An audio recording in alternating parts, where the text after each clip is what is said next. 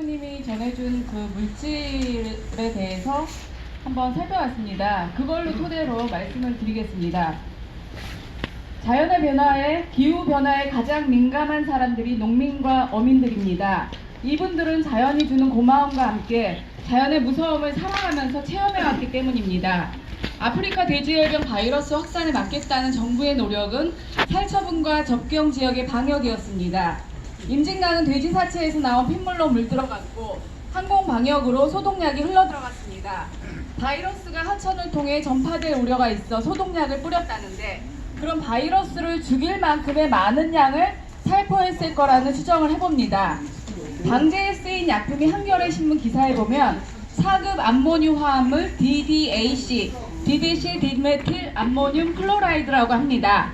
탈취, 살균 소독제, 세제에 사용하는 화학물질로 과다 노출 시 태아주의 기형, 사망, 인체에는 장기 노출 시 폐손상을 일으키는 물질로서 가습기 살균제 참사의 가해자 중 하나인 애경 가습기메이트 성분이기도 하고요. 분무 흡입 시 위험하다는 페브리즈에 들어간 화학물질이기도 합니다. 이 제품들 모두 2016년 환경부에서는 안전하다고 했지만 2017년 1월에는 정부에서 기준을 마련하고 2018년엔 가습기 살균제 피해 구제를 위한 특별법을 제정하기도 했습니다. 한겨레 신문기사에서 캐나다 수서생물 보호를 위한 수질 지침에서 무지개 송어를 하루 또는 4일간 노출한 결과 많게는 절반가량이 치사된 것으로 나타났고 우리나라에서는 가습기 살균제 참사 때 동물 실험까지 해서 위험성이 알려진 화학물질을 이번 방역에 사용한 것입니다. 또한 9월 29일 산림청 보도자료에는 항공 방역으로 바이킹이라는 약재를 썼다고 나와 있습니다. 바이킹은 동물용 소독제, 병해충 살충제로 꿀벌에 피해가 있으니 꿀벌이 활동이 필요한 시기에는 살포를 하지 말 것을 권고하고 있습니다.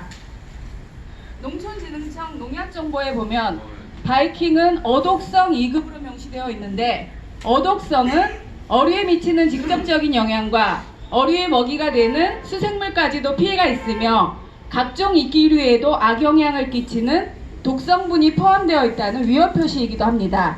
어독성 농약은 그래서 하천 근처에는 양의 많고 적음을 떠나서 사용을 해서는 안 되는 물질입니다.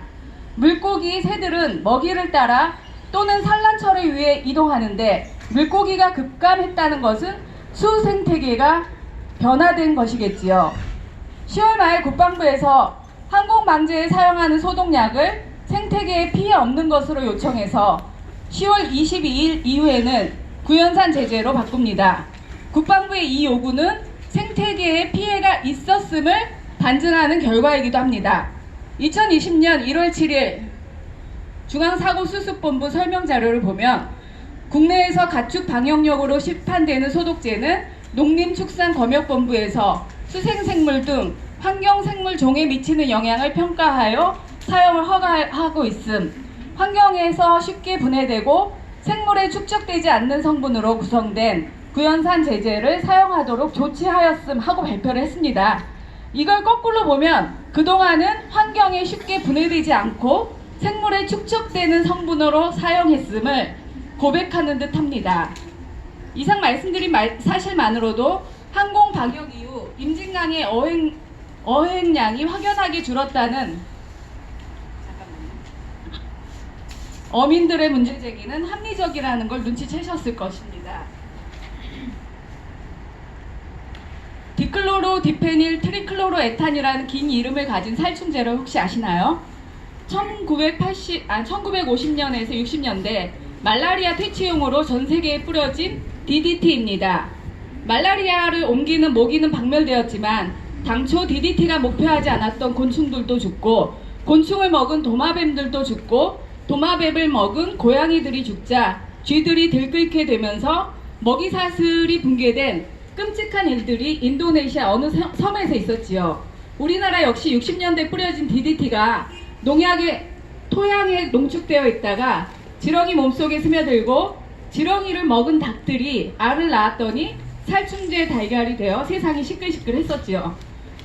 1960년대 미국에서는 DDT로 인해 울새가 죽고 그 새의 아름다운 노랫소리를 듣게 되지 못하자 레이첼 카슨이라는 과학자가 침묵의 봄이라는 책을 쓰게 되면서 마침내 미국 정부는 DDT 사용을 금지하게 됩니다.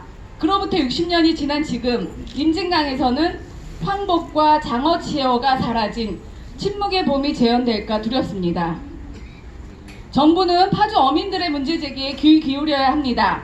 황공 방제에 사용한 소독제에 대한 수생환경 독성 시험 자료 제출을 요구합니다. 도대체 임진강에 어떤 문제가 생겼는지 세밀하게 조사하여 해결책을 마련해야 할 것입니다. 경청해 주셔서 감사합니다.